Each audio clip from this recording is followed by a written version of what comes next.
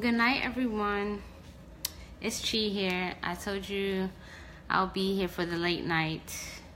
This is an adult conversation, so hopefully your children are put to bed. It's 10 o'clock. I'm ready to get it started.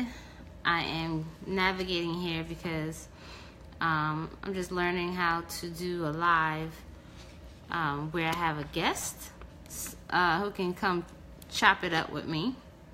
So I'm gonna invite a couple of folks, see what we're talking about. Let me see. I'm doing this on my page here today because this was just fun. This was really fun to get into earlier. So pardon me while I get a few people notified as I said I would. And this is a speaking engagement, so I can add this to my list. So what, first of all, how was your day? I'm gonna wait for a couple of y'all to sign on, share, and get your folks invited, because we're gonna have an adult conversation about power tripping and really how it's affecting us as people, family dynamics, how it is affecting the younger generation who is looking at the older generation and asking like, WTF, what is really going on? Hi. Hey Tamar. Hey Katrina. Peace, Aser. Hi Enyo. Nice to see y'all here. Thanks for showing up. So if you can hear me just fine and you can see me, just drop a 6 in there. 6 is my number. 6. 6 is Tepareth. Tipareth. Beautiful. Beauty. The sun. Shango.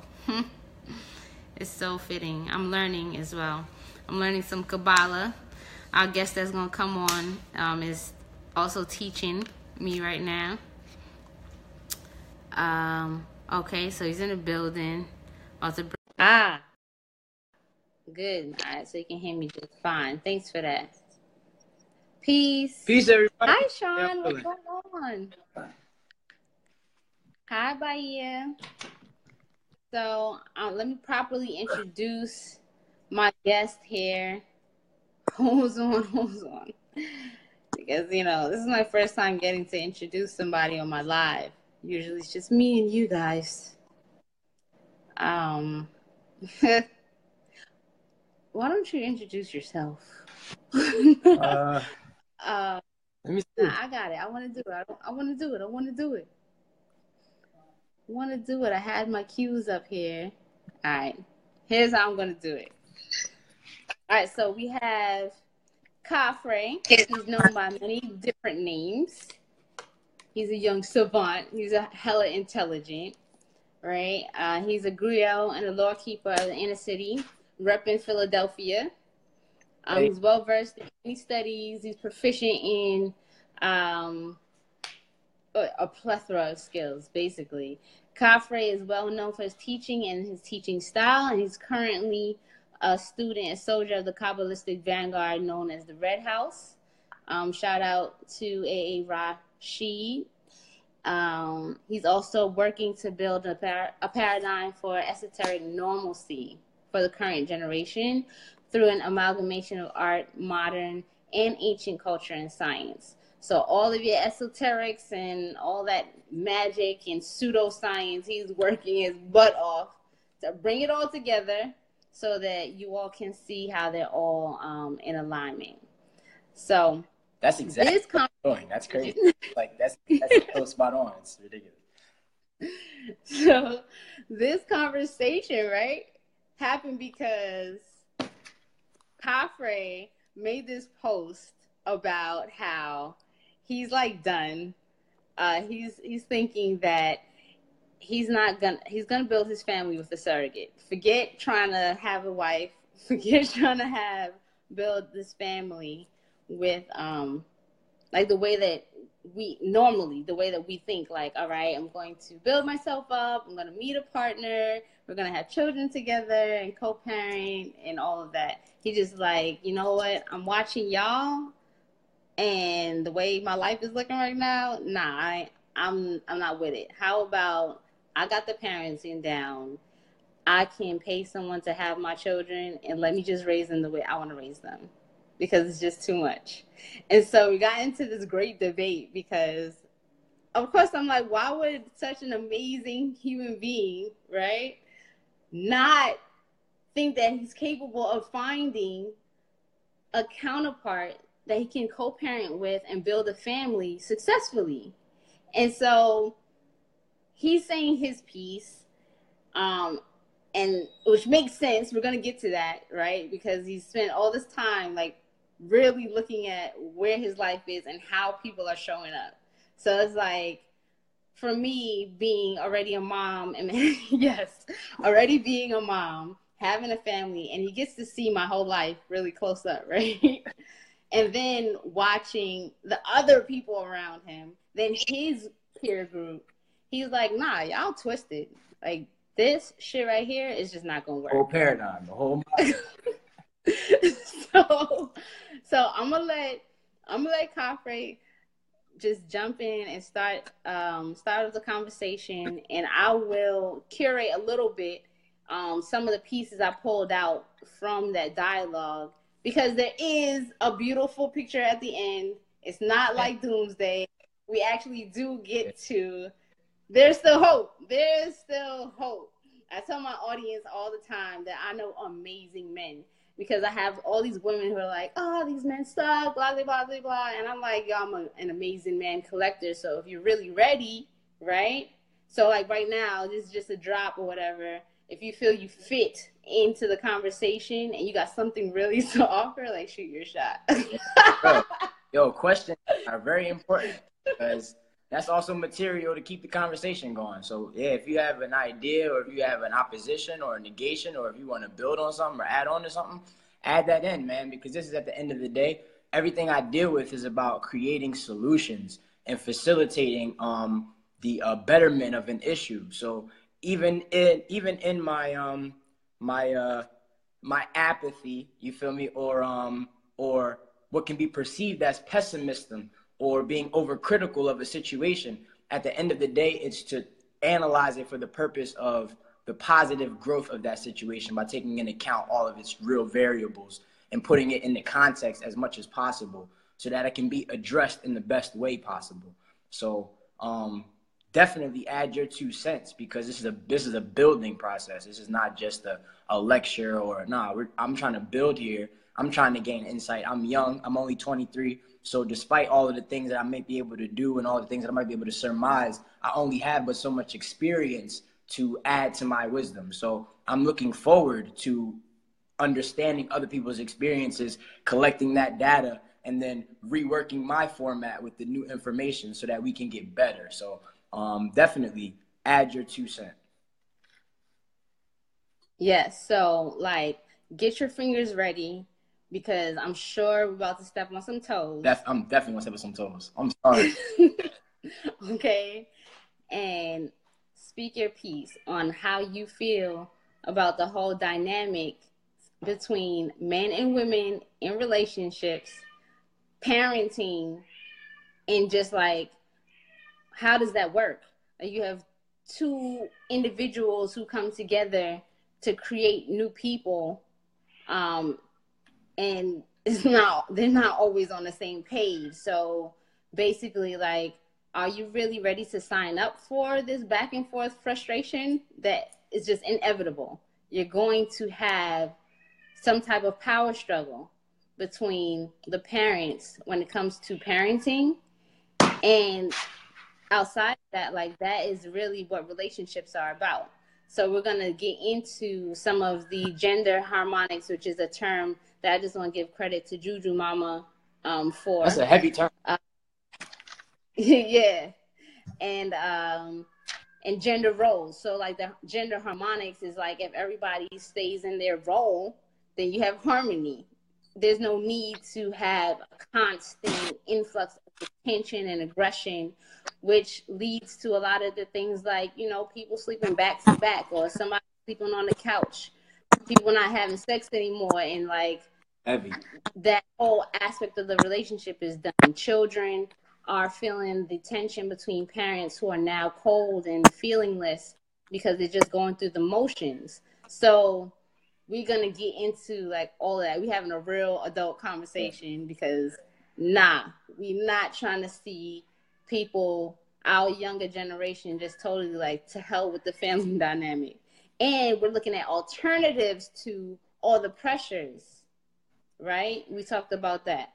This whole mother, father, children, like we're talking about, we want to throw that out the door. Forget about it. It sucks. Children suffer when just mom and dad are the only persons responsible for raising these children, and they gotta pay bills at the same time. Right. Like, it's not working. It's not. So go ahead and start us off with some of your experiences thus far that have raised the flag for you, Khafre, where you was like, you know what, I'm out. Like, give us some background about you, your personality, and how you feel as a man in relationship to the women around you. I want to say in disclaimer, I have a lot of atheist and agnostic scholastic associates.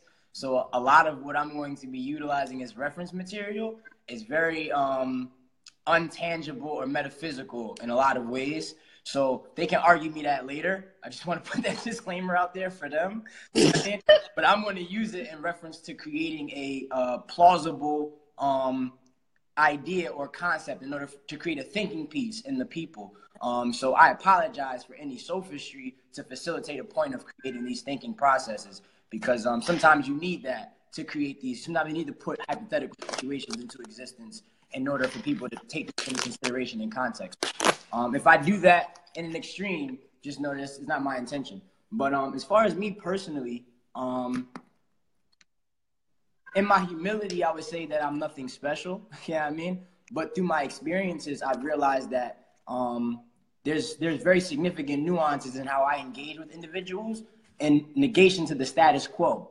So through my experience of not being able to identify with the status quo, and when I say status quo, I say what is expected of the average man in general, my lack of resignation with that has really facilitated me to analyze the engagements that I'm in and how I'm treated as being expected to do those things and being of that nature, because I do in fact have a penis. You feel me? So I am a part of this collective, even though I might not resonate with their behavior or their ideologies or their logic and how they deal with situations. So it's been interesting to incorporate my individuality into situations, but also realize the premise of manhood behind it. So it's been an interesting volley, but I've realized that women of all ages, in America at least, because that's the paradigm that I'm limited to, but women of all ages and men as well have very contradictory desires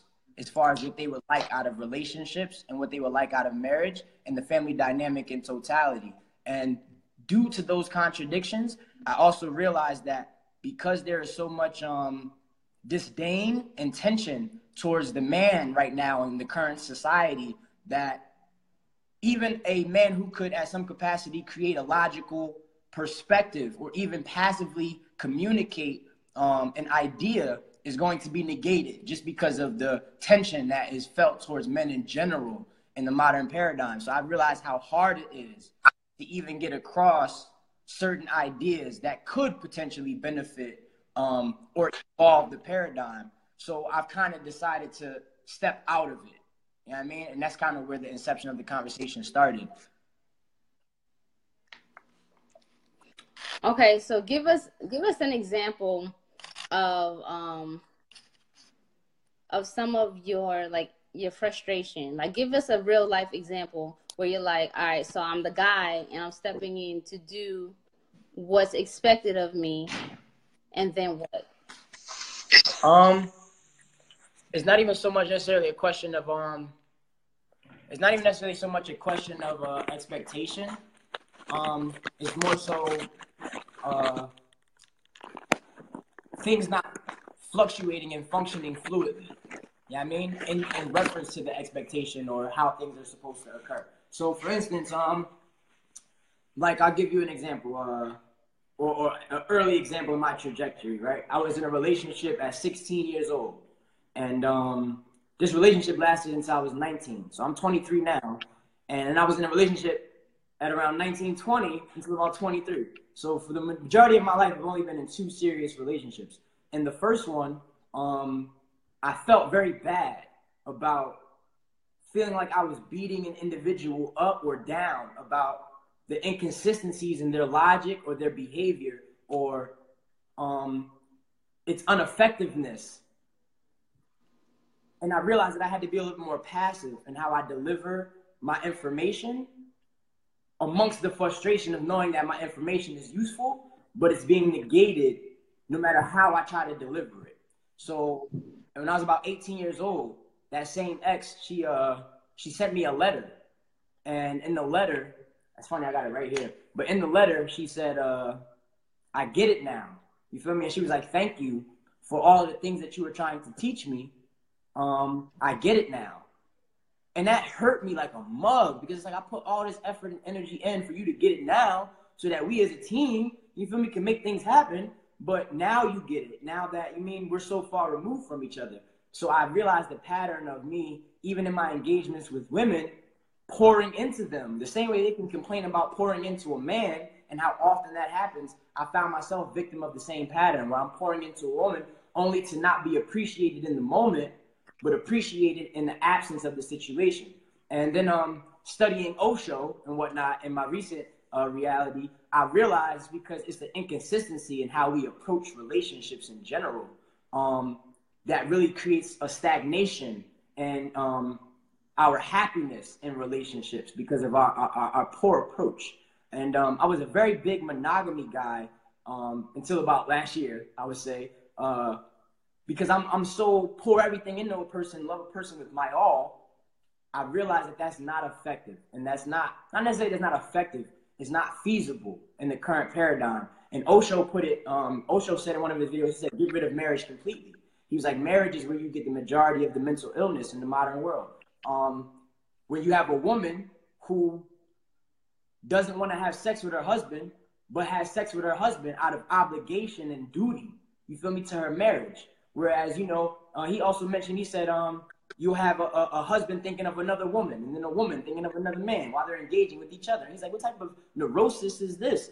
And it clicked. It made so much sense.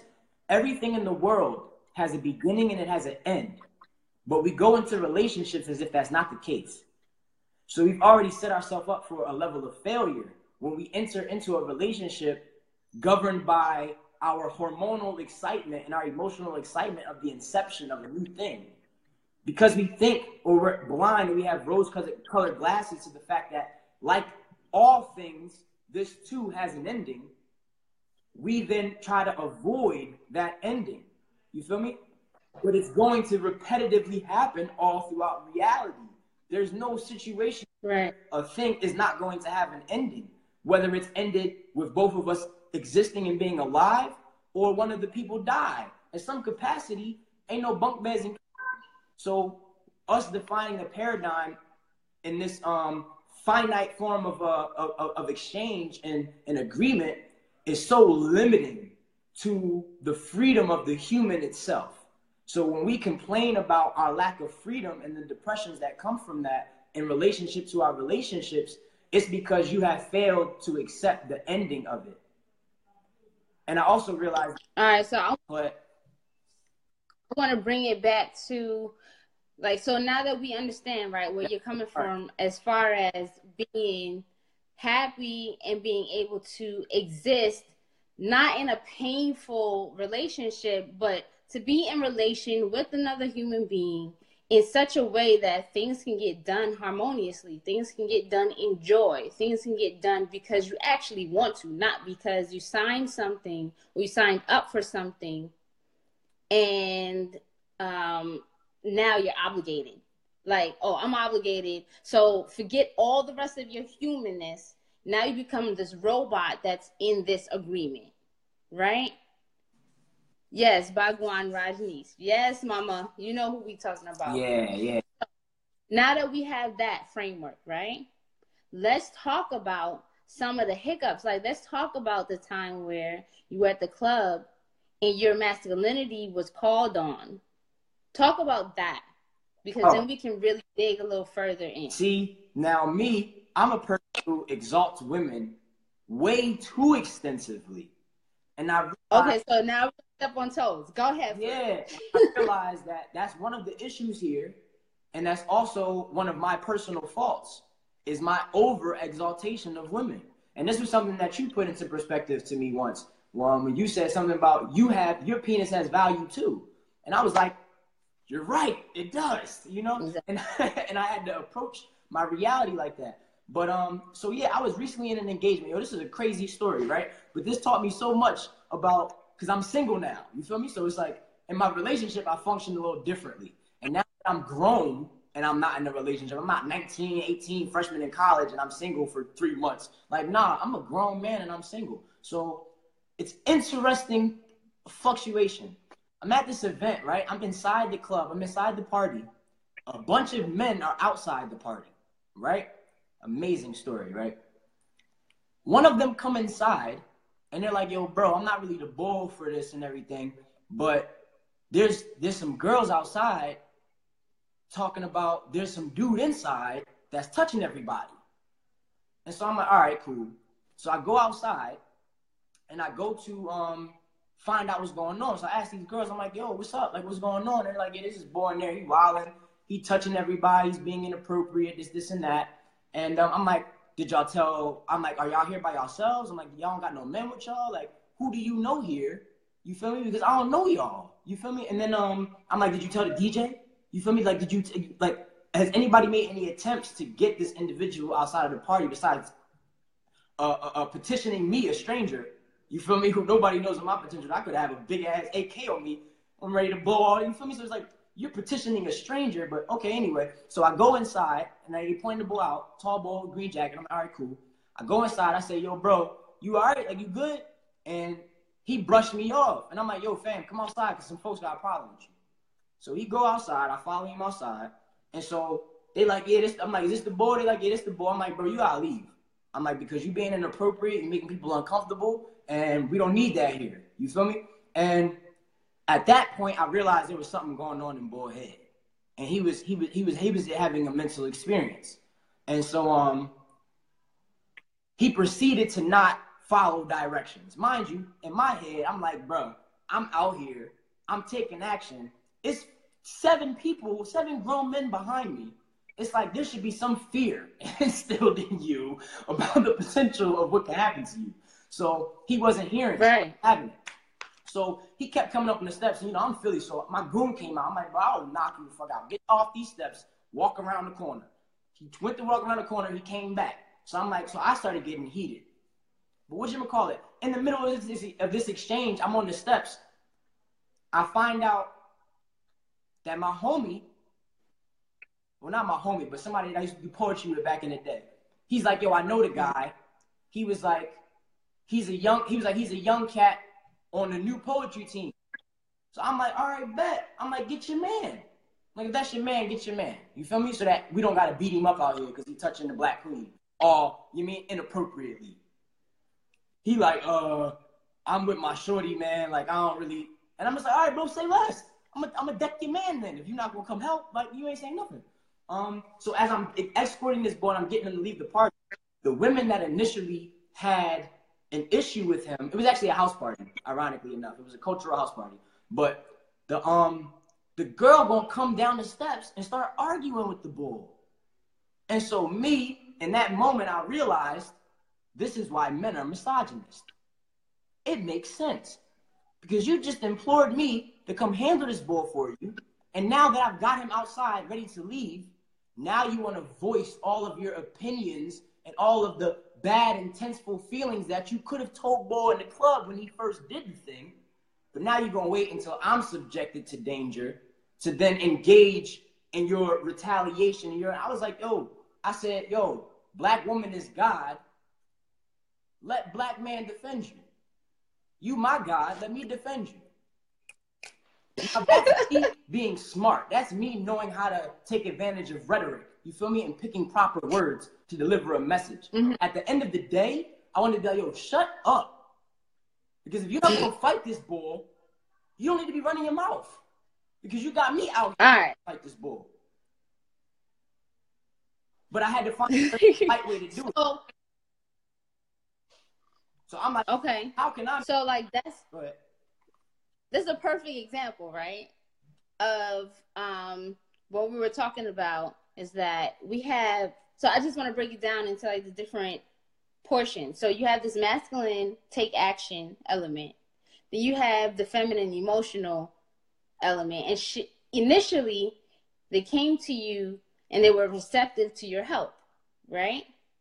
But then once you got them to a certain point and you're now following logic and you're focused on one trajectory, like here, I need to fix this problem. And as you're in the midst of fixing the problem, here comes the emotions with the escalating the issue, right? And so what I'm hearing you say, like you eloquently express to the women in a way where they could just fall back and let you do what it is that you came to do as the man in the situation. But those kinds of situations continue to repeat themselves in one-on-one relationships, right? Hold up, though. Do you know what they did after that I think is very significant? When I said, yo, when I said black woman is God, let black man defend you, relax. I got this. Let me handle it. Because you implored me to handle it to begin with, right? Mm-hmm. All the other girls going to come out and say, she has the right to express her feelings. No. I didn't even say be quiet. I didn't say shut up. I didn't say none of that. And they all came at me like, I'm like, I don't even know y'all. And I'm out here about to rumble for y'all. And now y'all coming at me and I called y'all God at the same time. So I just wanted to add that. Because I think it's very confusing. I can see it's very confusing.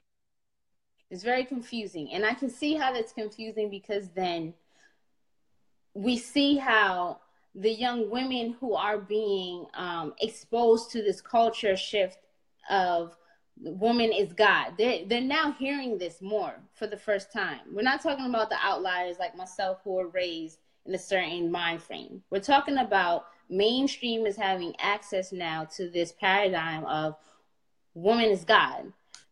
Praise the woman. She's the queen. We got this queen goddess talk all over the place, right? And so now we have the men who are seeing like whether they're using it to get panties or they're using it because they also believe and through the respect they have for their own mothers that these women that they're engaging with are queens. Like they deserve the respect, they deserve the protection, they deserve to be given a place to rest, right? So amongst like the general population, how confusing is it to a man who, what I hear, feels he's expected to step forward and protect the woman, but when he steps into that position, it is the woman who is then coming back to saying, like, pipe it down, like you're being too powerful. Your leadership is just now. I think, like, hold on. I need you to be quiet, Kafre. I'm speaking right now. You say like, you know. So it's like, how is it that we can empower one another, right? So in this conversation, I'm like, women then would need to know where I set up my first quote for the day was that an insecure woman is brutal with her power. And I said that, and I would love for you to please read that text that you shared with me earlier, is that when a woman is secure in knowing her value, when a woman is secure in knowing her value, her power, in this energetic, right? Because there's an ebb and flow between the feminine and masculine energetic. It's not just one or the other, right? Mm-hmm. But in relationship, one has to identify where the power lies. So if I recognize that in this moment, me taking my seat in my throne and letting this man do what it is that I need to get taken care of, I don't need to beat him into submission. I need to state my case and have a seat and allow him to serve me. But if in some way I feel that my power is being challenged because you do step forward, and it appears like you are now the leader of the situation, I am then going to step in to, quote unquote, cockfight you so that I remind you, no, I'm in charge. But it's an insecure step. A powerful person in itself sets the motion in play and then can rest, can sit and let it happen. If I'm a queen and my soldier is going to protect the throne, I'm taking a bath. Right. I'm getting my hair groomed. I am eating good food. When you come back after serving me, I'm going to serve you now. Right. You come eat at my table. I don't have to go out there on the battlefield and say, you're doing too good of a job, like, pipe it down. I got a sword too. Now, of course I have a sword because I need to know how to protect my bed if someone comes into my castle while you out there protecting me. But I don't have to prove it to you because we have an agreement, right? And so it would be so much easier if we have more conversations about this harmony of energy going back and forth. Because when you do come back home or you come back to where I'm resting, my appreciation, then I get to set into action. How I show that to you, and that's masculine. I can go into action so that you now know how to rest in my bosom. Hold on right quick. Modupe said, why does one have to be in charge of the other? Where is Ma'at in this? Now, I want to just mention that point. I want to say that is the issue in itself, is that when we realize that we as different concepts and energetics are in charge of different things, then it's a sharing of power and the Ma'at is balanced. And so literally that's going to segue right into a point that I wrote while you were speaking, when you were talking about identifying power. And I said, and I was writing the barriers to identifying power. And I feel like, to Modupe's point, or if that is a she, I can't tell, but to she, my apologies. Why does one have to be in charge of the other? Where is Ma'at in this? That's exactly the point. I feel that science and religion are in complete negation of the spirit. And that's why I gave the disclaimer to my friends earlier, because I'm going to speak of the spirit heavily, because I feel like that is the true issue, is that there is no exaltation of the spirit in the modern paradigm. So here's what I mean by that. Scientifically speaking, testosterone is the masculine hormone. Testosterone produces confidence in the body. Body language says if you lift your arms up like this, you will create testosterone. You will start producing testosterone in the body, because this posture is a posture of confidence. You feel me? The winning posture. Yo, I just got it. That's going to produce testosterone. Testosterone is related to confidence, and in relation, or an extension, related to masculinity.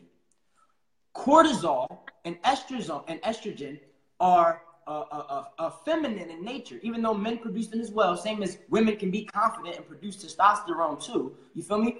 It is in their it is in relationship to them and their nature. So cortisol is the stress hormone. So it deals with worrying. You feel me? So physically by science, we understand that there is a separation. And in the physical world, I am most powerful. When you pick up a bag of dog food, it's going to say that the female dog is 10 pounds lighter than the male dog. For every different age, there's going to be a 10-pound difference. The biggest woman, or the strongest woman, shoulders will not be as broad as the strongest man. Man's shoulders will be broader. And that's for the dynamic purposes of being able to carry more things and having the ability and the structure to carry more things. So in this physical world, I do have power. I do have strength. I should, at some capacity, be able to take lead in a world where I have the most physical advantages. The issue is that the spirit and how powerful the spirit is and how in tune naturally a woman is to that spirit, when they're competing in a reality where that spirit is ignored, they're going to have to compete against somebody who has an advantage, especially when you consider religion's relationship to that. Because all of our modern paradigms are based off of Judaism, Christianity, or Islam. And they're all dealing with the Hebraic clause of Eve ate the apple. The Quran shifts it a little bit differently, but the Quran has its own forms of misogyny. But in the basis of the Hebrew, it speaks on Eve eating the apple and then having a punishment in relationship to her eating the apple. So you have an American society that is in its infancy, built on Christian principle, even down to your laws, even down to your constitution, as much as freedom of religion is the First Amendment, still the basis is built in these clauses. And then the evolution of science amongst these clauses and negation to these clauses is still not referencing where the woman's true power lies, in my opinion. Thus, I feel like women are competing in an unfair field, and that's not their fault. You feel me? But we have to be accepting of that and acknowledging of that to take the proper steps to do something about it. Okay, so we have Bahia says men don't have the most physical advantage. So if Bahia, if you can speak more to what you mean by that. I have an idea. I'm thinking because she can give birth and men are not capable of taking as much pain in that sense, but I'd like to know what you mean.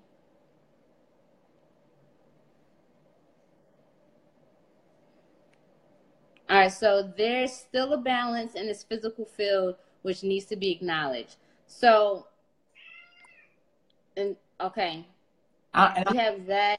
I also realize that I'm not disagreeing with that point, but I'm prefacing the current paradigm to explain how it is we can exalt those points that y'all are speaking on. Because even just today in my research for tarot, the cups, which is emotion, which is water, and the queen, which deals with this card, is endurance.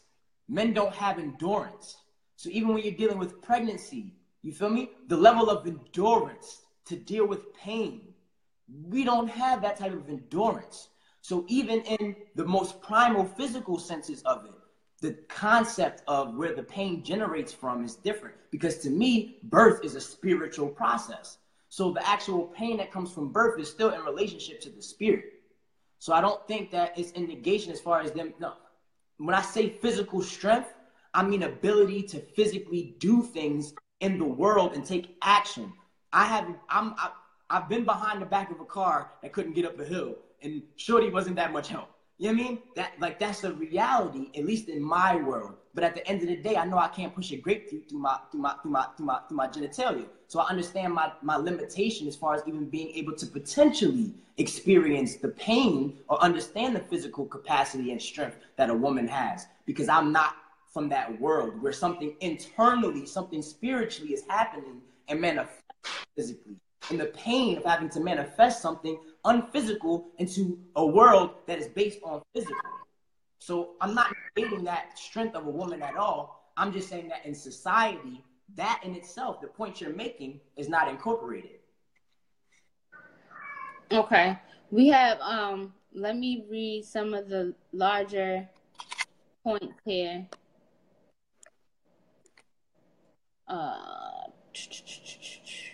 So we have, when we remember who we are, we can use our energy to be the necessary roles needed instead of exerting energy in trying to define those roles. Then we regain fluidity. It's in the attempt to define God that the boxes get created. This is bigger than what it means to be a man or woman. When you know yourself, you know how to show up in the moments you are in, and you know how to offer that space to someone else. We have this imbalance because of many layers, but at the end, we got to simply know who we are, and that alone will shift the power struggle.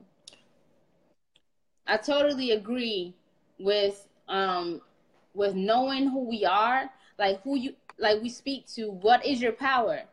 And naturally, I feel like not everybody is equal. Like, I don't think anyone's equally powerful in every situation or everything that's needed or necessary in a relationship. I think the most powerful gift to have that everyone can have with training, like what we don't always have are mentors and elders that are successful in these relationships and how to communicate efficiently with another partner, another human being. But the skill would be, let me identify if this is something I can or cannot do well. Right. Forget like what my pride and my ego say. Like, if, for example, right, I know how to put together furniture really well. Okay. If in fact I know how to physically put together something better than a man, it is in the intelligence, the emotional intelligence, to put aside the idea that because I am supposed to be physically more intelligent in putting together furniture as a man, that I can set aside my ego and say, okay, well, this furniture, I am the assistant to what you're doing. I'm not the one to do it. Right. Because that ain't my genius. There are situations where there is a man who's more fit to take care of the children in the house, right, than he is to be out in the world working for somebody or working for himself out in the world. Whereas there's a woman in the house who is more fit to be outside in the world than to be taking care of children, because her personality may be that she is not your box, like, I want to hold the child to my breast all day. I will attest to that. I remember moving to Baltimore, spending a month at home with my son in the first grade, and I was like, yo, I can't wait for him to go to school. And people who know my children know, like, my children are easy. But my mind, I like to be active. I like to be working in the midst of it. And my kids can come with me. But to be home and, like, I got to just do this, like, Susie homemaker thing, like, that would drive me crazy. But for the next woman, like, she loves it. And it's totally, like, her whole world. And so it's like knowing, that's why I totally agree with that. It's like knowing who you are, regardless of what you are told to be, who you were told to be. Like, that's the first layer. Like, how can you be in any relationship with somebody if you're moving into the relationship just going off of what you think you're supposed to be? And then you don't even have the skill to acknowledge, like, when you're not going to be the best fit person for a situation. So you just fall back and let the other person step forward. Now, I actually have some inquiries about these points, because I'm qualifying these points simply because I agree, and I also love playing devil's advocate. Not to negate a thing, but to add context so that we can get further to the idea in its purest sense, right? So to Thema, I'm not sure who that is, but Tema. To Tima? Tema. Okay. So my questions to Tema, first of all, before I even give my questions, I would like to say that I agree completely, because understanding knowledge of self, when zero says I am, it becomes the need to denote that there's one digit. You feel me? So knowledge of self creates infinity. Atum Ra said I am and begat all of existence. So knowledge of self is the most powerful aspect of all of this. I also feel that communication, at the end of the day, is key to all of this. If you have an individual, if you can communicate points and y'all have a proper form of communication, y'all can do anything together. The difference is that I'm seeing how that applies to the love concept and what are the barriers between that. So I'm not negating that whatsoever, but my inquiries would be, are you considering the current social paradigm and the totality of everybody who does not have the same wisdom that you have? I'm also asking, as far as to what age can we expect a person to have that knowledge of self, and how do we reformat the family dynamic based on the limitation of a person to know themselves and the timetable in which a person needs to know themselves in order for these situations to be functional. These are all necessary variables in order to solve issues and solve problems. Saying, oh, you just need to know yourself, that's great. That's a lifetime of work. So what is the time to, what's the deadline on that in order to facilitate the conversation on how these paradigms are shifting and what it is we need to do about them, or how it is we need to let them change, or how it is we need to let them innovate? That doesn't necessarily add on to the conversation. That simply says, oh, just know yourself and there's no need for the conversation. And I don't necessarily agree with that. And that's how I'm perceiving it currently. Phoenix Tigers also said the brain is the strongest muscle on the body. You can outthink strength. I agree completely. And as a genius who's literally 130 pounds and a master martial artist, I know for a fact that I'm outthinking a lot of people who could beat me down. Just you can have a super strong punch, but I can do push-ups on my thumbs. So if I can get to your trachea before you can get to my jaw, you go and check because my intelligence, not my strength. So I agree with that point completely. But I also understand the dichotomy of what aspects we utilize in our brains more efficiently as masculine and feminine principle. So yes, brain can outdo everything, sure. But even then, we haven't even touched on the mental and psychological differentiation between a man and a woman. Y'all negating the small stuff, but even the need to negate that, I feel like is assisting the point that I'm trying to make. So, how so? The relevance of it is to say that, okay, well, if women don't have strength, you can outthink strength. It's still a one-up system that's trying to be done. That's not what I'm trying to say. So to even make that clause, I feel like there's still some level of one-upness in that. Where it's like, well, if y'all strong, we could be smarter. Okay, then do that. I have no qualms if that's your goal. But that's not really building on how it is we can insert. Right. So the one-up. Okay, so the one-up culture, right, is still going to lead us to power tripping, because it becomes, well, if you have this superpower, basically, well, I have this superpower, and this superpower can outdo your superpower. And therefore, there's still this back and forth between who has the more necessary power in the situation, right? Yeah. This guy. Kaye is funny. He's hilarious. I'm cracking up. But he just asked a really important question, and that was, where do conversations start and how important is honesty?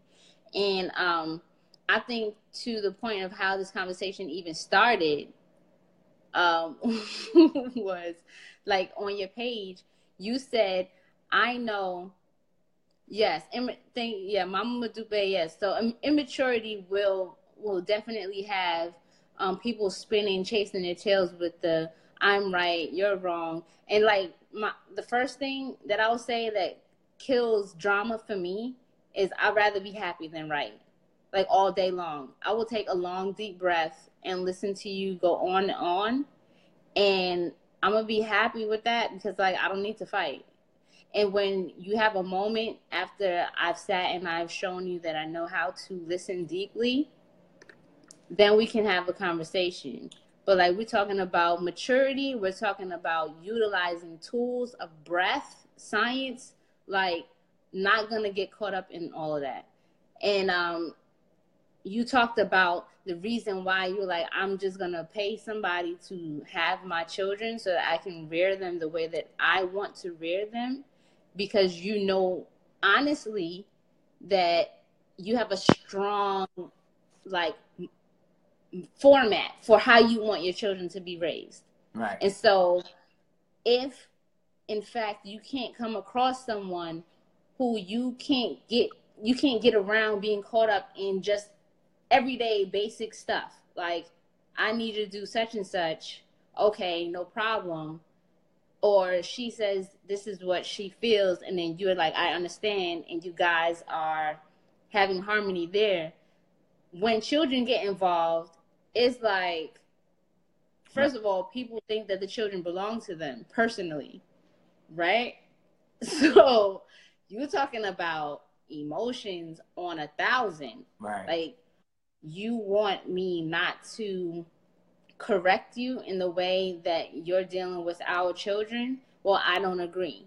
Right. So how do you begin before those children get here to say, like, okay, are we going to agree forever?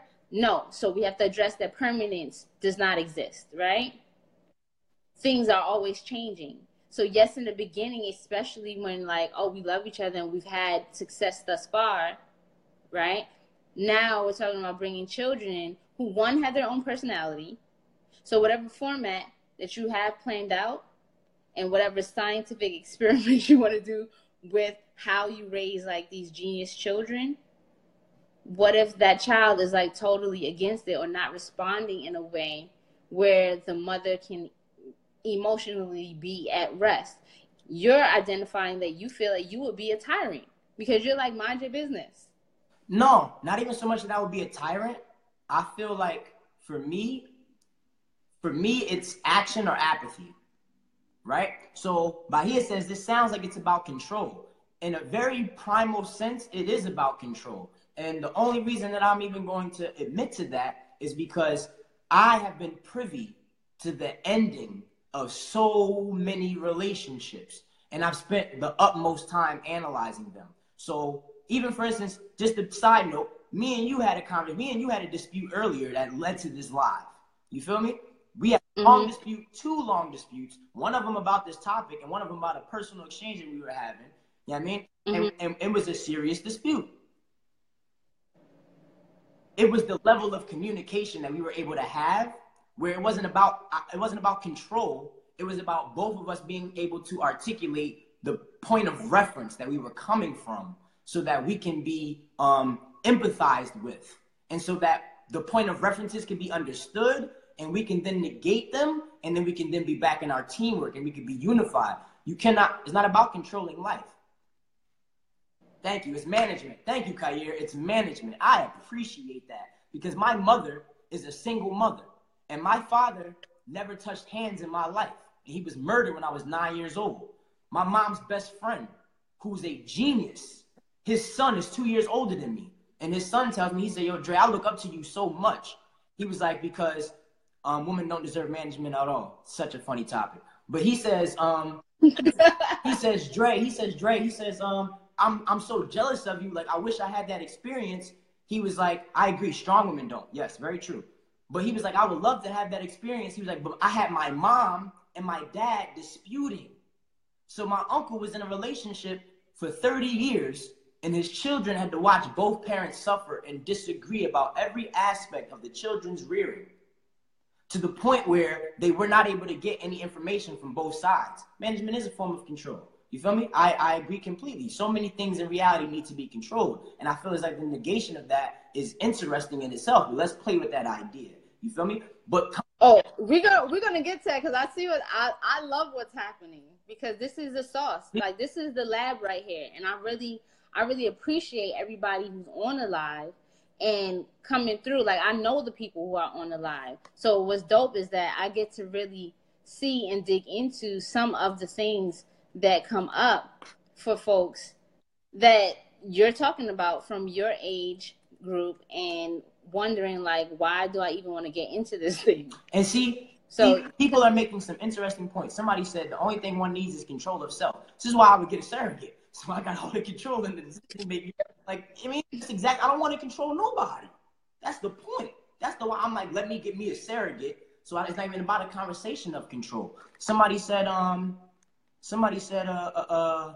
at some point we have to accept that we are just a drop in a bucket of life. I agree, bro. Buddha said, make me one with everything. I get that. We still have to exist here with an ego and an independence and an individuality. And we have to fluctuate that amongst the world in order to create some type of security and some type of ambition and some type of action in our lives. So even though we can say, oh, the Atman principle or Brahma, make me one with everything. We're all namaste. The divinity in me is the divinity. Okay, we get all of that. But you're me and I'm you. Or I'm you, I'm me and you're you. You feel me? So it's like we still have to fluctuate with that independence. So those ideas are great, you feel me, for our spiritual growth and stuff. But at the end of the day, we still physically, tangibly exist on this planet. How do we function here in relationship to those around us strategically? because so many of our spiritual forefathers have also written about strategy and taken action. So we cannot negate the active principle of the physical to speak of the unseen principle, which we can't see. It's not what we're discussing right now. We're not discussing the fact that everybody that we're having these disputes with is God in the flesh. Sure, but we're still having the dispute. So how do we address our consciousness as gods in the flesh in order to engage the conversation? So let me share, like you mentioned that we had like an all out, like, I got loud with you today. Yeah. Right? Yeah. I was like, don't talk to me like that. Like, I don't appreciate that shit. Don't talk to me. Right? So, and I usually don't even talk to you like that. Yeah. But what we did do, and I'd like to share it because I think that it would be beneficial to all relationships between women, men, and women, men and amongst the other men. Like, what's important about the conversation was that, one is that when there's a level of trust between two people, when emotions arise and there's some type of conflict in what's being shared, I feel like in that moment, I tapped into my femininity, my power to be receptive, and my power to also know when you're in your active mode of telling me a thing because you're so on this one track that I can recede, let you say what you need to say, and because of trust, I can step forward, pull out my sword and be like, here's my line right here. Fall back a little bit so I can have my space. Now I'll be receptive. Now you got to respect this line though. Right. Okay? But it's trust that when I pull out my sword, that you're not about to cross this line. You're going to respect this line. And I know that you have enough respect for me that I can be quiet. I don't have to fight you. I don't have to get louder than you. I don't have to be right. I can just relax, hear you all the way out so that I can understand why is it that you just did something that was very different. You approached me in an aggressive way that you never did like that. The way that we just got into it where I had to just jump at you like, nah, hell nah, don't talk to me like that. Right. Then after you got to say your piece, I got to go back and show you, well, this is why I asked you, because this was what was frustrating. I asked a couple of questions like real back to back, right? And so like I'm always doing a million things, and it can be really frustrating for you, Khafre, right? When I come to you with like 50 questions in under 2 seconds, and you're like, yo, slow down, because you asked me to do something, and I need to be able to organize it so it can get done. Right. Right? So in that sense, when I then came back to you and was like, okay, so this is where I was at, and I understand why you got so pissed about it, we ended up understanding more like, okay, so this is the mind frame you were in. This is the mind frame I was in. And like, there's no love lost. Right. Matter of fact, this whole engagement was so valuable because now I'm also feeling the energy that got created that was even more love. Like, yo, we just fought, but at the same time, you just respected me and I respected you, and now I'm super excited, like what we working on now. And I'm saying you are the only woman in the history of my 23 years of existence that has the potentiality to possibly do something like that I've experienced. And that's why I appreciate you so heavily, because of our ability to communicate, of our ability to both have a voice and say our side. I was able to be accountable. I apologized for my behavior and still affirmed my thought process. I said, all right, you okay? I might have been tripping, but I was tripping for a real reason. So let me be accountable and be honest as a man with my faults and my falterings, which a lot of men can't do.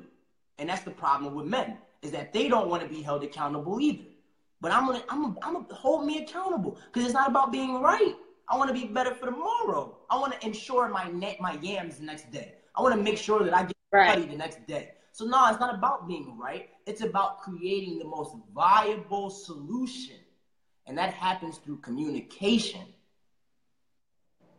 But the difference is that if you cannot communicate, because of the tension of the paradigm and how we perceive each other. I know that you're a goddess in the flesh. You feel me? I know how powerful of a woman you are. I don't challenge that. But I also know my ability to act and move on this planet as a man, even at 23, as far as my energetic, especially in relation to yours. So the fact that you can respect that in me, the fact that I can exist fully in that energetic, when I realized in all of my other exchanges, whether they be intimate or social, that is impossible. Okay. And so basically what we have to do is have more conversations, more panels, more group discussions about this, like, and use honest experiences so that we can understand that. I think that we've identified that communication is like top of the list. This mastery of communication, which only occurs when, one, you got to know and trust yourself and trust the individual that you're communicating with, because all communication is not going to be peachy. Nah. So you have to trust that if tension arises, that someone has to back down enough to let the other person. So like this ego that feels threatened, like trust helps to smooth that baby out the way. Right. So that it's not life-threatening. It's like, okay, someone disagrees with me, right? But let's have a debate. You know what I mean? And as a member of the debate team all throughout high school, debate team captain, one thing I've realized about not cutting people off is when you're debating, each team gets 2 minutes per member. So when they're talking, you had to pull out a pen and pad and you had to take notes. You feel me? So I'm in this joint taking notes. So what I realized is that in a debate, when you sit down and you let your opponent talk, you can actually hear the points that they make. And then you can actually utilize them instead of just talking out your butt. So yes, men need to shut up and listen sometimes, even if to better understand fully where the woman is coming from, so that we can utilize our reasoning to get a middle ground. So I appreciate you appreciating my ability to actually listen amongst my aggressive masculinity. I still have, as a man, I have enough femininity and I'm in tune with my feminine side enough to be like, yo, I need to sit down and shut up. And that fluctuation has to happen between humans. It's not even gender. Right. But the paradigm is differently when I'm having a conversation with a man and we start, sword fighting. That's a different engagement.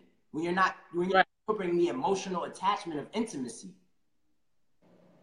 You feel me? So it's something that goes across the board.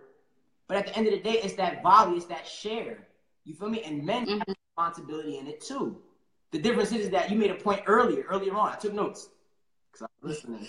Yeah, you pinned that. I was holding space. Yeah, But whatchamacallit? We talk about an insecure woman, or an insecure woman is dangerous with her power. Mm-hmm.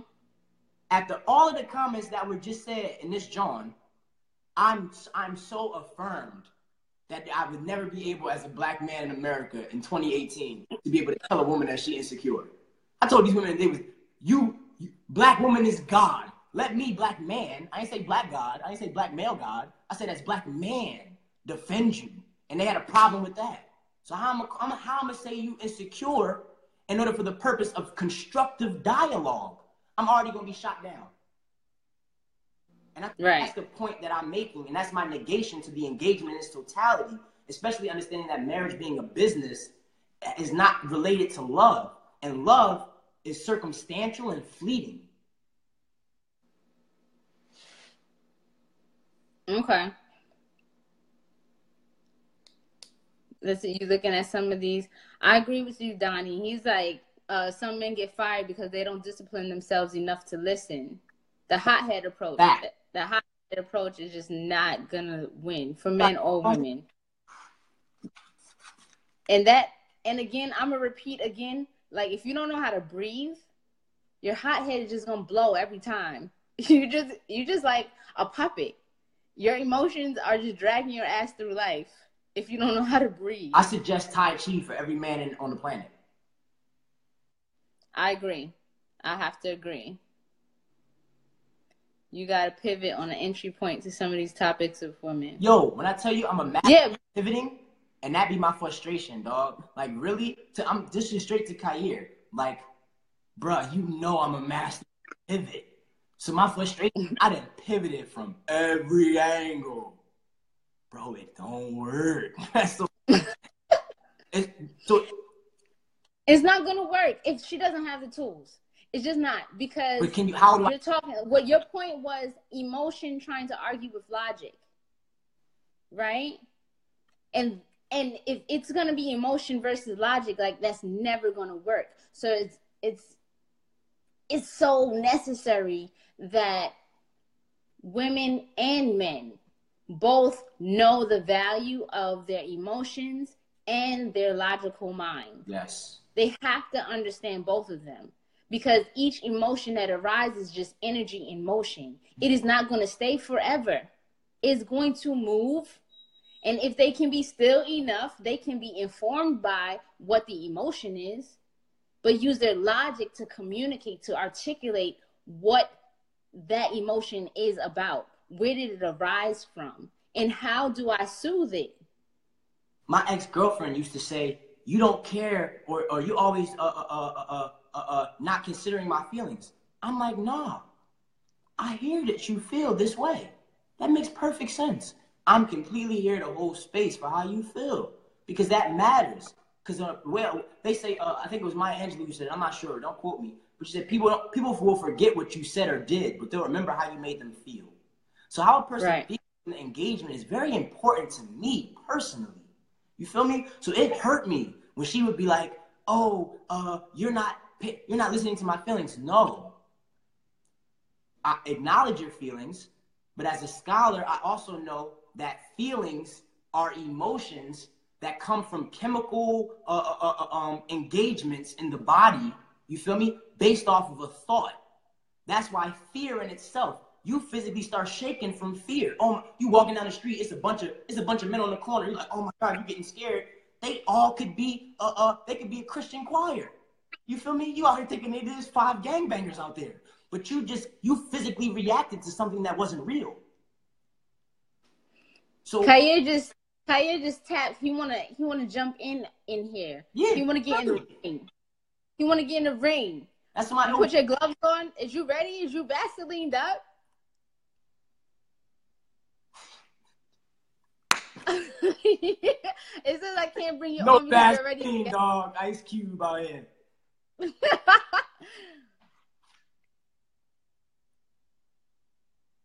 I'm trying to facts, approve facts, you. Homie. Facts, homie. It's not saying it's saying, I don't know, maybe it says you're already a guest though, Khayr. He has to accept it if I'm correct. All right, so erase your thing and let me invite you in here and see how it works, if I could do it.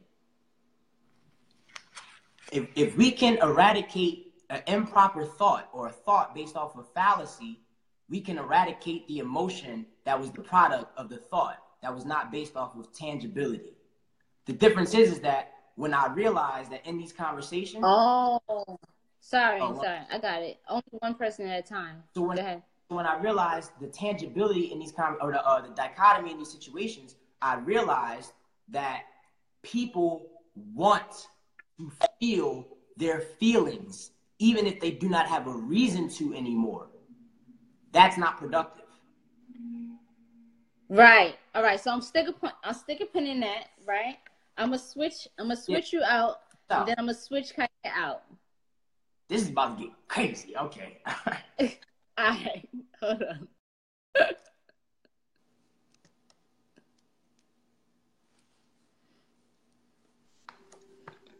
Welcome. Game time. Wagwan. First off, want to respect the divine principle up in the building, my Capricorn cousin up in this joint. Next, I got to do my Proverbs 22:6. Give a big shout out to Nebhead for raising a pure champion over there. That joker got bite, win, and game. Facts. So mine is going to be real quick because he's always a catalyst to me ever since, the joker just been coming up from the ways. So, and it's my job as his elder and big uncle to come and be like, yo, let me just give him some more to peep. You know what I'm saying? I don't really correct him. I just give him some little, tid points on how he can get his flow a little, you know what I'm saying? How he can see another pivot. So I wanted to talk about something that he can't talk about at 23 yet, because he ain't had enough laps yet to see enough women to understand the whole concept of safe space. So men have to, I'm going to go backwards. You cannot be a scholar and a coach 24 hours with your woman. You know what I'm saying? That shit right there, like that, right? Like, you got to draw some boundaries. Like, she don't always want to give a massage because she the nastiest. Because she the dopest don't mean she always want to, oh, that's, sure, absolutely, I want to do this all day and come home and keep, no, listen here. I'm just cheat today. How about that? I'm going to make some fish soup and I'm going to sit down. And then that's what I'm going to do today. But nothing. I don't always want to do astrology. I damn sure don't always want to coach. You see what I'm saying? And so, right.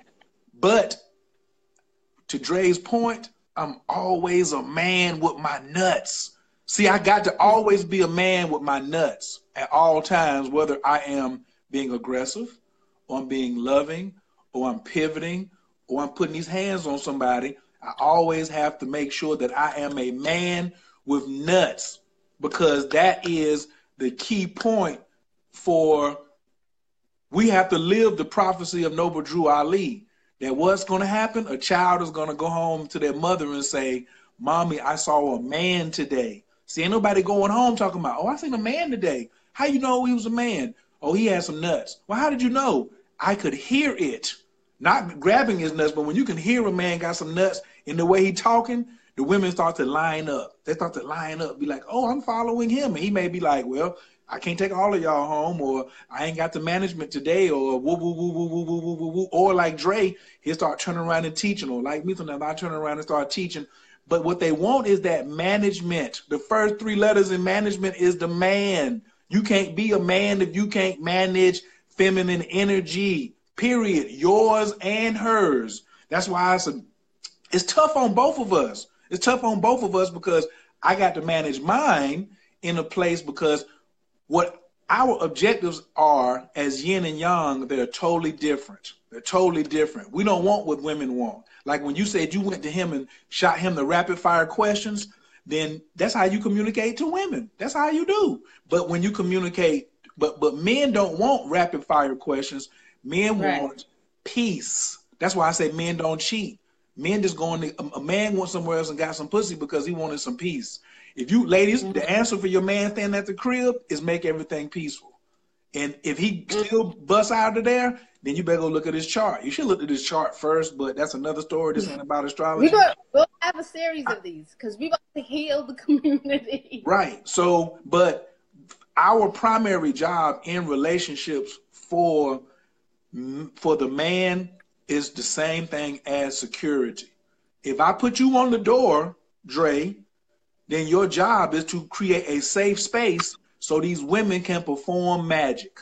That's our job. That all the other stuff, like that's the first management. I'm supposed to manage the evil first, because most of the time when the woman getting all riled up, it's because the man let some evil get in. I do not rock with most of what Polite say, but Polite said, I never let my wife talk to the devil. He said, my wife can't talk to the devil. He said, the Chinese man don't let his wife talk to the devil. Why I'm going to let my woman talk to the devil? So my job is to manage evil. So when she talking about, she really wants protection, but even though she may say, I want somebody to support me, I want the money, I want this. Nah, that's what she talking. But you give her protection so her magic can evolve naturally, game over. Game over. Because if you keep the magic at bay while she lets the magic turn on the inside, she'll pull and include your ass in there. You'll just be out there fighting all the demons, and she'll be like, honey, what would you like? Stewed lamb, some callaloo, plantain, and a pair of Jordans. And she'll be like, oh, whip all that up for you. What which Jordans would you like? I want the threes. I want the threes with the blue. I want the threes. I want the Jordan Classic Retros, the threes. And I like a Tesla too. Can I get a Tesla? Oh, hell yeah, you can get a Tesla. If you're going to keep them demons out.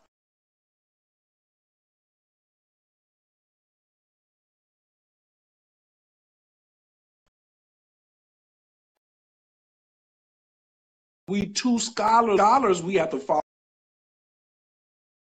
back and put our listening skills on, because the math is the math. I got 2 ears and 1 mouth.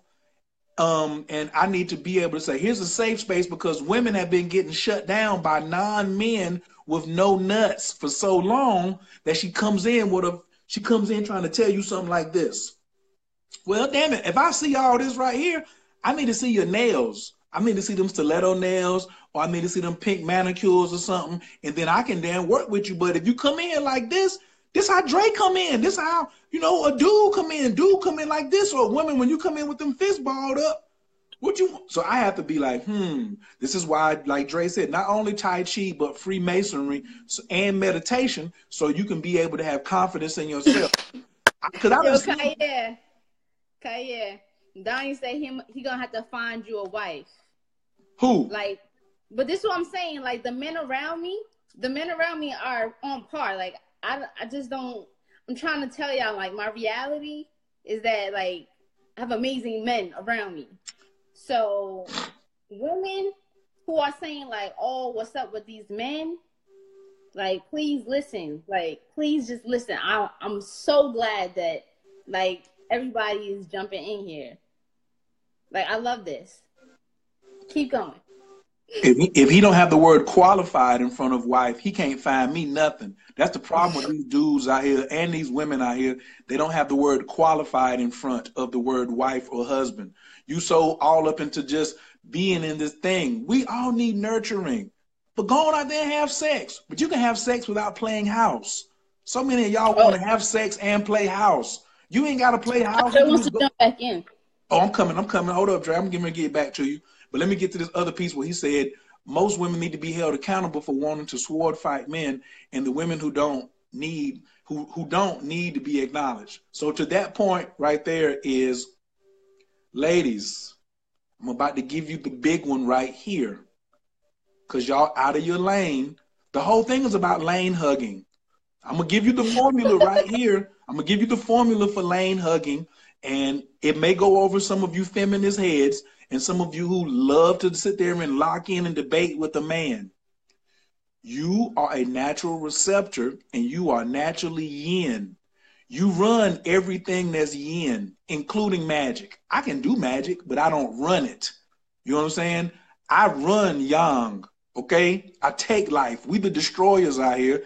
Y'all the nurturers. It's really biologically easy. Listen. But if I fake water and come at you, then you're gonna just eat me up, because you're real water. Real water gonna see fake water and be like, oh, that's fake yin. You can't win. But ladies, if you bring fake fire to real fire, you're supposed to get smashed, okay? Because you're out of your element. If you stay in your lane, though, if you stay in your lane and stay with water and come to a man who has fire, I'm going to ask, she can go get both her children and ask them this. Have you ever seen fire beat water ever? It will never happen in the known or unknown universe. You ladies is having problems because you using false fire. If you come to the situation moist with some yin, you always win. Most of the time they come with the tears, though. You come with the tears, the nigga put his guard down, and then you shank him down. And so the next time he see you coming, he's like, oh. Or the next time he see a woman coming with tears, he associates it like Pavlov, like the dog. He hears the bell, he thinks food, he starts salivating. So when a man sees tears, he done hardened up. He done hardened up to your tears, and it don't work no more because your sister. So Dre, what women need to be accountable for, and this is in Shahrazad Ali's book, The Master. She should be called Grandmaster Shahrazad Ali. The women have to do some type of healing of the men who have been emotionally and mentally castrated by the women that came before you. See, Chi, Neb, some of the other super sisters out here, they say, yo, I'm gonna have to put the work in. But you lazy ass chicks who come out and talk about, now he got to come and just bring it all to the table. Yo, if his nuts he ain't got no nuts to bring to the table, then your sister is the one before you that took his nuts. Because men ain't taking nuts. Me, I don't want no damn nuts from the we go deuces, we go hands up. So a woman is like, oh, I ain't gonna do that. You hit me, I'm gonna do this, but I'm gonna go castrate you and pull your manhood. And that has to stop, because you trying to cut the nuts of a king. Guess what you left with, Chi? A sucker MC. And you having all these babies with these LSCs, these low self-esteem niggas. And then when you have a baby with a low self-esteem nigga, because you are a natural incubator, not talking about cheating, I'm just talking about women. When you go out there and try to cut the nuts of a king, he not gonna give you no sperm. Then you're gonna have to end up reproducing with a regular nigga. See, that's the worst thing you can do, is having sex and then reproducing with a what? A regular nigga. If don't tell me but your womb is so dope, but you are out here reproducing with a regular nigga. Guess what the lion does in nature? The lioness, she wait for them to fight it out. The one who killed the other one is gonna get the coochie, and then he gonna kill all the cubs, and she gonna sit over there and roll over and be like, hit this from the side, and then she gonna give him a whole new litter of cubs, because she only wants what the universal law is only the strong survive. So my last piece, I'm gonna give back to Dre, or you can ask me a quick question, is, because I ain't looking at no comments because I get sidetracked. That was a perfect segue, because we didn't even talk about this the whole object of matriarchy. So we're gonna touch that right quick. Listen. There is no matriarchy without the man protecting the space. And women and men need to learn that. You're right. They need to hear it. Let it unfold. They need, listen, there will be, all you ladies that talking about and you all mad, and if it don't apply to you, just go make sure you share this video. All of y'all should be sharing this video on your page anyway, off the rip. You should be sharing this with like 50 people, you know what I'm saying, when you get this kind of dialogue, this kind of high-end content. And let them know that we can't have a matriarchal society unless we have men that we accept will protect us. Instead of putting your magic out there saying, he can't protect me, yin, yin, yin. She is surrounded. That's why she be so livid, because she know, she ain't got, she got hands, but she knows she got hands to fall back on if her hands let her down. So now she ain't got to use her hands. She can just stick to magic, which is all we want. That's all we want, is bring the moistness. We got the hands, and we are in harmony. Will y'all please stop using the word balance too? It's sickening to me. I want harmony. I don't want Chi to be 50% man sometimes and I get to be 50% woman. Hell no. I want Chi to stay in her damn lane so I can stay in my damn lane, so we can have harmony. Harmony, not balance, okay? Harmony. Especially for you Nubian hoteppers out here who trying to watch on the slide. Ma'at does not do balance, okay? Ma'at does harmony. Ma'at does harmony. She don't do balance, okay? That's just the facts. All right. I'm about to bring Hug your lane. Hug your lane. That's what I'm talking about. Hug your lane. Wait a minute. I got to go look back.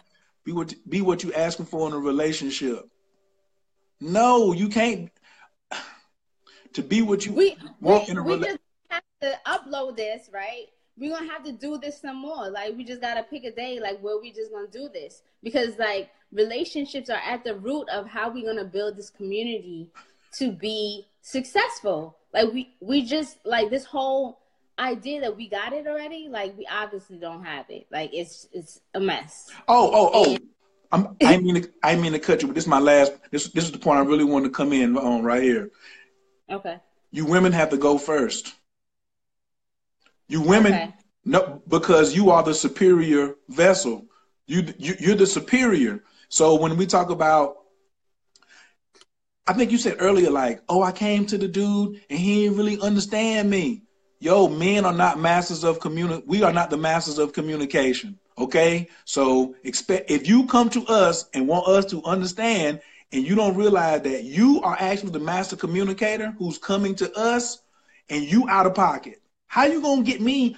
You out of pocket. Like for me, a lot of women are intimidated because I am a master communicator and I demand that they master communicate higher than me.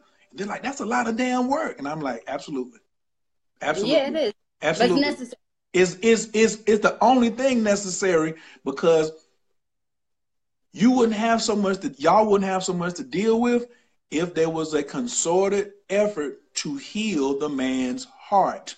Women do not put they always talking about the womb, but you leaving out the man's heart. And none of you are demonstrating on a collective level that you are going to put a collective together to heal the man's heart. Therefore, you will not experience pure tantra until his heart is healed. And you leave the door wide open for whether you want to call her Becky or whoever soothes our heart gets the man. Period. Go look at the whole Solomon and Sheba story. She knew how to soothe his heart. And it was like, bam. You can't say, I'm going to just we're going to have a group that takes care of the womb. Well, when y'all get finished with taking care of the womb, when y'all going to put y'all step 2 on the chessboard to be like, okay, all these women who healed their wombs, we're going to come out here in legions to heal these men's hearts. Until this happens, there is going to continue to be, this little friction and woo, woo, woo, woo, woo, woo, woo, woo, woo. But if you don't heal the heart of us, and then the women say, oh, it's his responsibility. How you going to give the killer the nurturing responsibility?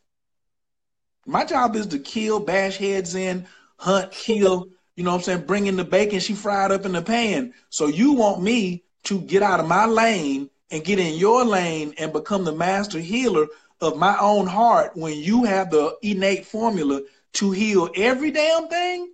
That's just like I hear the bump at night and I want you to go downstairs and handle it. Here you go, the gun's in the drawer, Chi. You go downstairs and see who that is coming through the window. No. Love. Can you tell Khafre how to request to join in?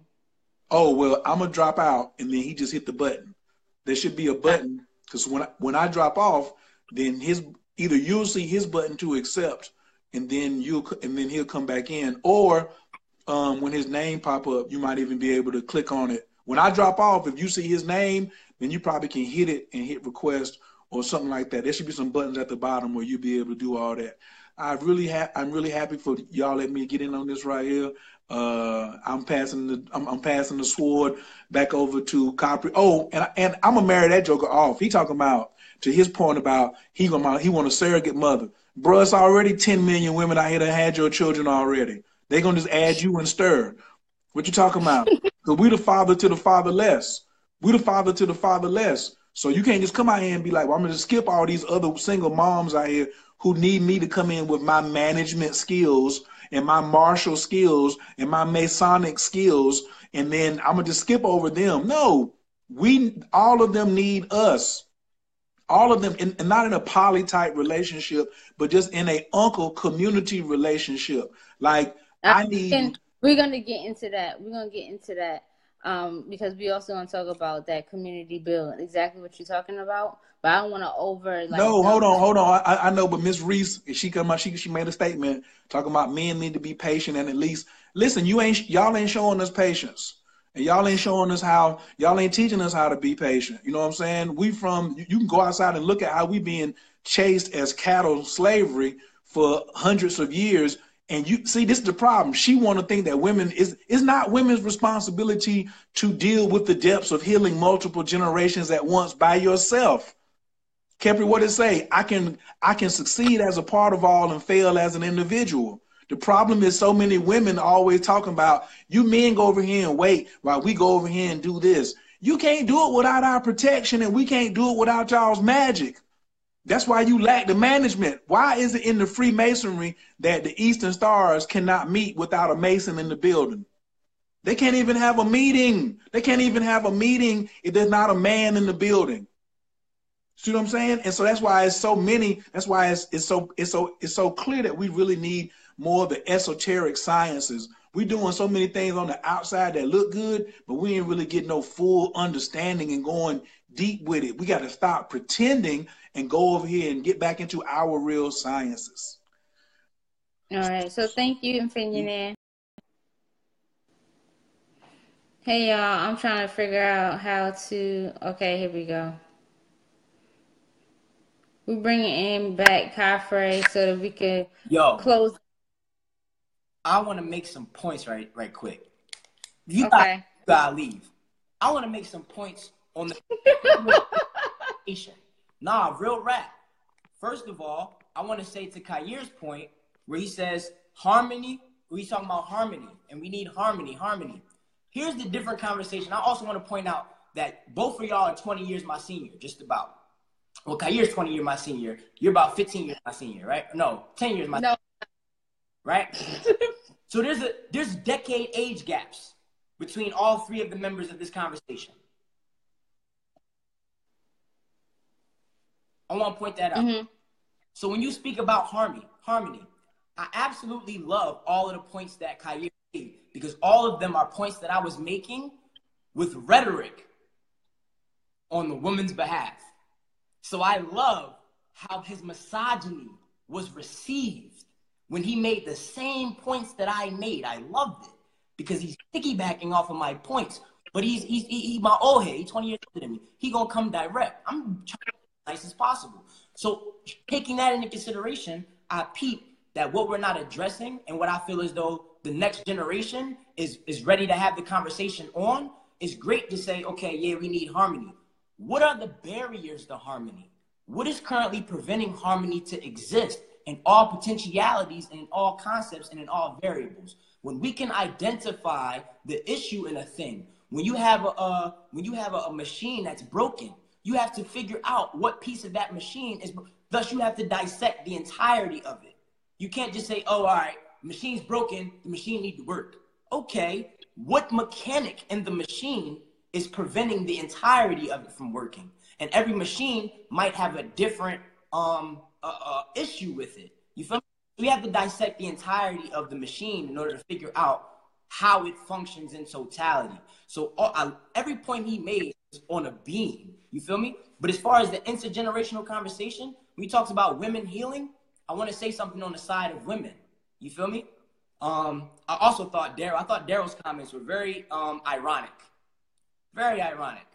But I want to say something on the behalf of women. I hear you, Khayr. You feel me? But where my misogyny and my manhood deviates a little bit is I understand that in 2018, people with college degrees don't have jobs. I understand that in 2018, you cannot get a home on minimum wage. So we're asking women to heal men while also having to deal with the same stresses and realities that men have to deal with. So the level of responsibility that's on women is heavy. And that's when you get the emasculating microaggressions, even for the women who do facilitate that for men. Because there's plenty of women taking care of a man with all the potential in the world. But even in that time frame, her microaggressions with having to deal with the world on his behalf. In a reality, in a paradigm where we're not in 1990, we're not in 1970, where these things were easier. In 2018, it's extremely hard to survive. So to be in a union and to put that responsibility on any one individual is not logical, period. Same way women should not expect men to be able to pay all the bills in the house in 2018 and then call him and then say he's not a man. Nah, that's not the case. We gotta go half because it's 2018 until we are in the bracket where we can facilitate that. Whereas if you make more than me, but I still have enough money that I can facilitate everything around us, so even though you got a bigger pocket, you don't have to go into it, then cool, I'm gonna hold that role. But in 2018, that's not feasible. So how do we speak on the relationship between our social and intimate engagement, considering the deficit that the economic situation puts us in? You feel me? There's so many more nuances of the conversation than just throwing harmony and balance around. That's great. Right. But what is causing the unbalance? What is causing the lack of harmony? That is the question. The 20-year-olds are going to solve that while y'all keep yelling out harmony, harmony, balance, balance. You feel me? Know yourself, know yourself. Okay, that's fine. I hope all of y'all are happily married. Every single one of y'all. I hope all of y'all have happy relationships as well, because then your insight is so much more potent and profound as far as being solutionary.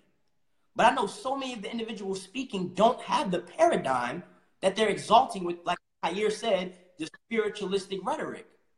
So I feel like there's so much that is being touched on, but even then, that's very surface. And I love the fact, even when he commented on one lady, and he said, he cut her right off. And he was like, see, the problem is and he goes on to explain to her what the problem, what her thinking was. And I'm just like, that attitude in itself is what I'm saying is necessary for men to do.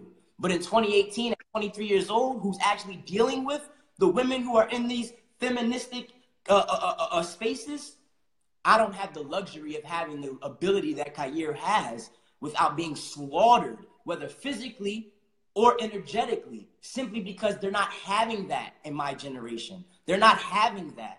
What you did to those few ladies, girls in my age, they're not having that. So even in my exchange, so when Khayr was talking about,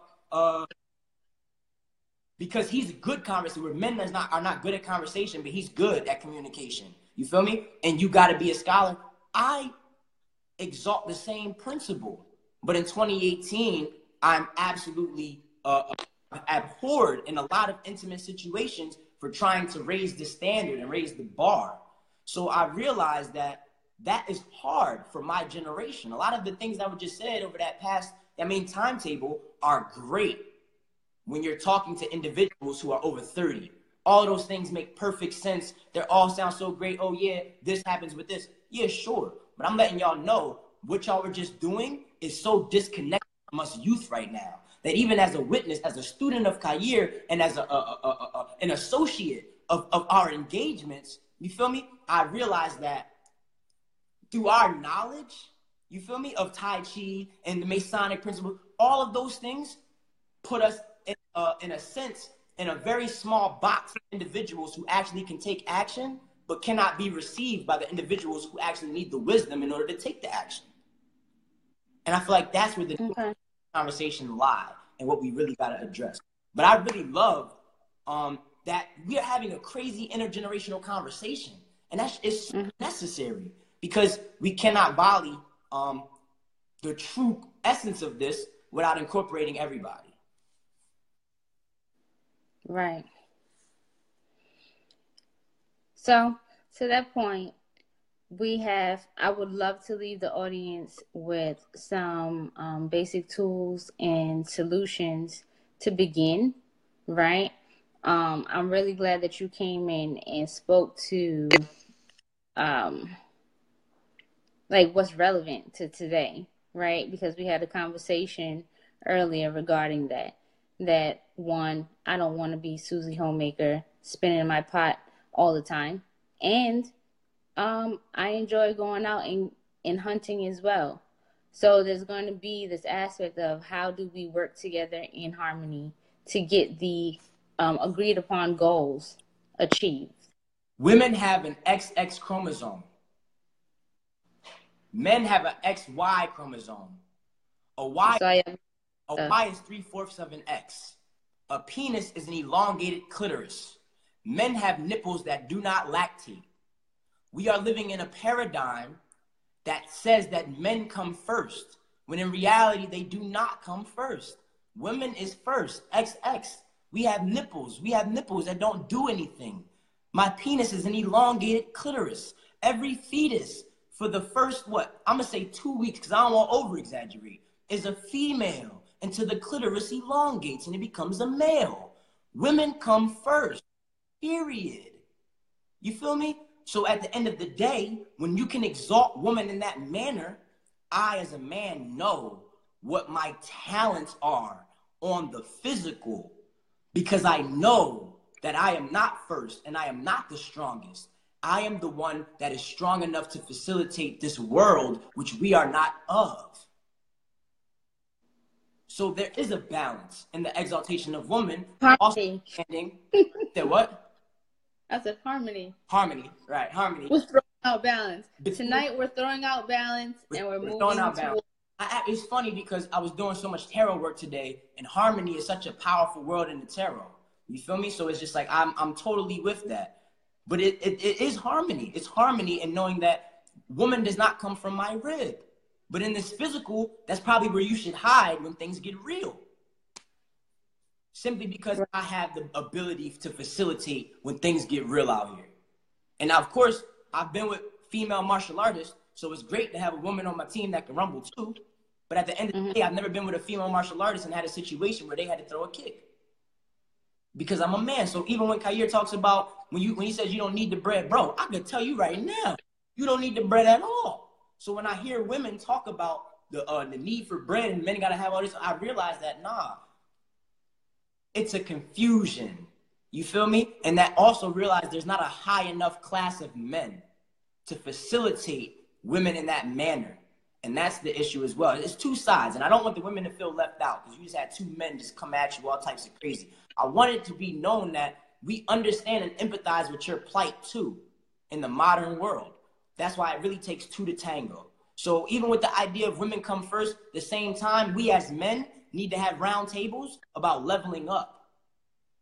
Because I realized my biggest hardship is that women have such a disdain for the existence of men that they choose to negate it. Thus, I realize it's going to be a constant battle between who needs to heal first, who needs to heal first. It's not about first to me. Everybody needs to see some reason in the situation and realize how they can hold themselves accountable and evolve.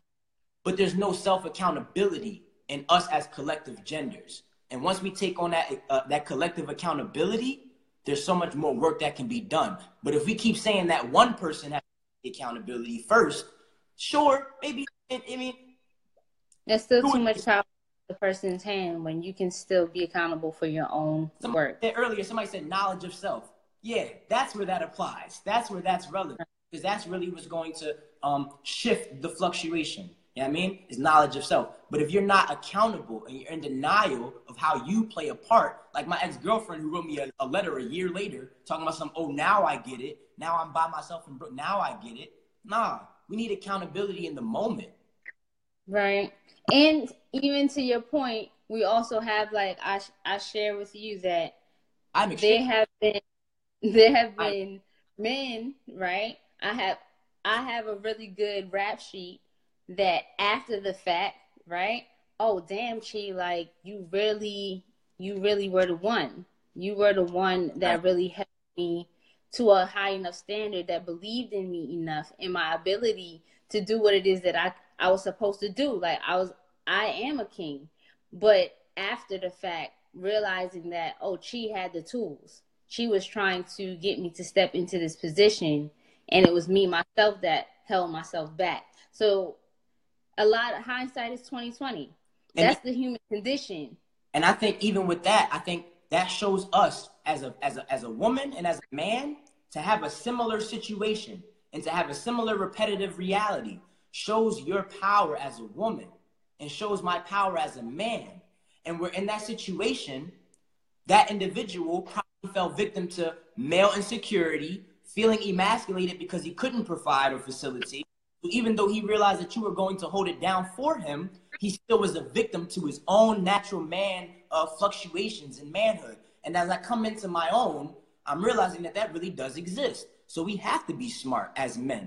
That I also realize on the flip side, within my power, I see that same thing happen in women. So I realize that men like the one that you engaged with and women like the ones that I've engaged with are the ones who need to hold themselves accountable as far as how could I have approached those people who came to pour into me better. Because we've just given examples of a male and a female doing the same exact thing. So how can those individuals who are not facilitating us pour into them, who are akin to the masses, how can they be held accountable, considering that that's both genders? You feel me? Okay, so I'd like to just hold it down for right now. It's 11:47. We started on time. That was a huge success, I feel, to our idea, bringing it forth. You brought the idea, You brought it to your Capricorn. You already know Yeah, that I was going to ask to it, right? Stay in your lane. Stay in my lane. I stayed in my lane. You stayed in your lane. I stayed in my lane, and like we just made the magic happen. So that's how teamwork makes the dream work. You feel me? Yeah, I mean. So I see a lot of topics coming up, right, in this conversation for us to continue, because we went really general about just the power tripping. Yeah.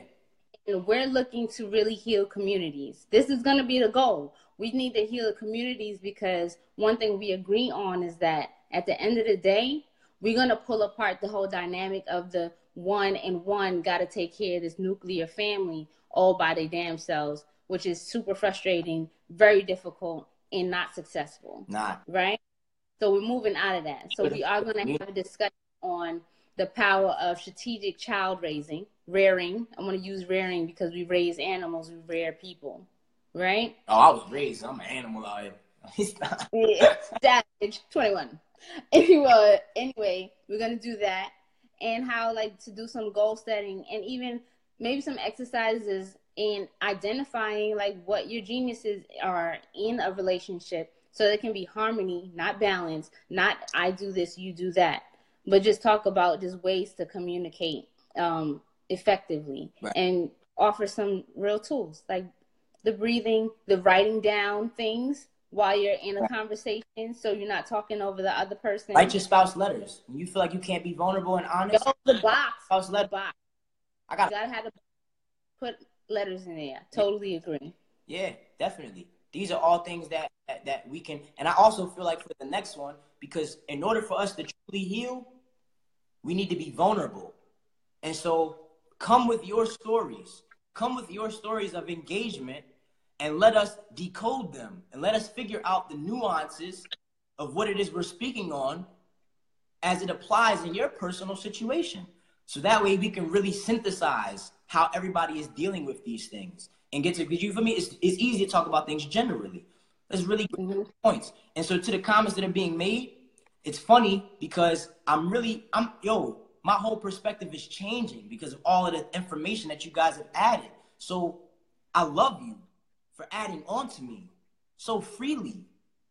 I love you for that, because we love you, and I'm going to be so much more powerful because I had this conversation with y'all. So thank you so much for having this conversation with me. It literally, so how do folks get in contact with you? How do people what are the services that you provide? Go ahead and make it. Oh man. You can contact me. You can add me on Facebook right here at Abdullah Yulio Kafra. You also can add me on Instagram at NSWBT_Kafra, NSWBTY_KHAFRA. I also have a business page on Facebook and Instagram, Lords of the Pivot. On Instagram is underscores instead of spaces. Facebook is just spaces. And I'm also coming out with a consultation business, and I have a few books on the way. So keep in contact, keep involved, you feel me? And I'm going to try to facilitate the paradigm with as much youthful and innovative scholarship possible in the most empathetic way, so that we really can truly, build the utopian, at least in how it is we perceive reality, you feel me? In order for us to engage with it better. So I say all that to say that a lot of my premise came from the fact that I was in fact raised by a single mom, and I had other parental influence, and she had all of the control and management to do whatever she wanted to me. And I met Khayr when I was 13 years old, you feel me? And so I had so many individuals around me that she facilitated and picked. My father was a drug dealer, you feel me? And he was like, I can't take my son nowhere with me. He gonna get killed. People out here trying to shoot me. You feel me? So I appreciate not having two parents. And that's why it seemed plausible for me in my reality to not have to deal with it, because my mom didn't have to deal with it, and she was successful. So even in the appreciation of me, I see that is the fueling of my point. So I want to say, nah, not at all. Thank you for your input, because your input has showed me how I can do it better than my mom by utilizing help and staying in my lane. So let's keep evolving this conversation. Okay. We're going to call it Stay in Your Lane. Family planning. Hashtag. Relationship planning. Hug your lane. And then hug your lane. All right, yo. I just want to thank everybody who came through. We're definitely going to go through your comments. Please inbox us with any questions or stories you'd like us to pull apart. Kafre is amazing at troubleshooting. So if you even have an issue right now that you'd like to pull apart with reason because it's so emotional, hit him up for his consulting services. You can hit me up for some of my coaching services. But really, I just want to shine on Kafre right now as he's really coming out into the public, showing what his tools and his gifts are in a way to build his business. And so I'm here to support that. I want to see you doing well. Hit him up. Abdullah, Uriel, Kafre, Lords of the Pivot. Get on his page, get in his inbox, DM him. If you're a female and you saw this and you think that you ready, like, there's a lot of eyes. Like, we chin checking any losers. Level up, man. So Level up first. you probably want to think twice because you're going to get G-checked. But if you're ready, go ahead and shoot your shot. Tell you from experience. And that's it. Add us on Facebook. If you're one of Dre's friends or anybody else who was tagged, Peace, Twinna, my BFF. You know what I'm saying? Like, we got a tight squad, and we're really working together. And this is what it's about. How we work in this small nucleus is how we want to affect the entire molecule. All right? Fact. So thanks for everybody for who came through. Peace and love, peace and light, harmony. The word of tonight is harmony. And this episode was brought to you by the word harmony. And the word harmony.